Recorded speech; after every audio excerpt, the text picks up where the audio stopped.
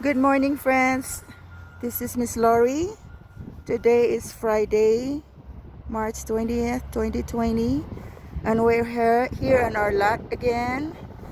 I showed you yesterday that the workers were marking the lot for measurement. So these are the markings that I'm showing to you.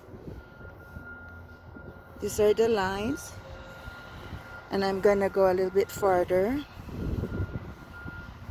Yesterday, Thursday, March 19th, was the first day that they started the work for our house, and they're doing the first part of measuring. That way the excavator can start digging today.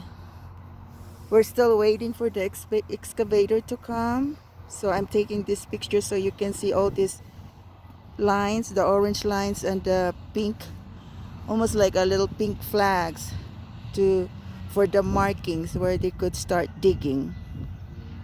So I'm showing this to you, and then I will stop until the excavator will come. And there's my husband Jim. So this is the second day of the building process for our house. Friday, March 20th, 2020, and I will update you. See you later. Bye bye.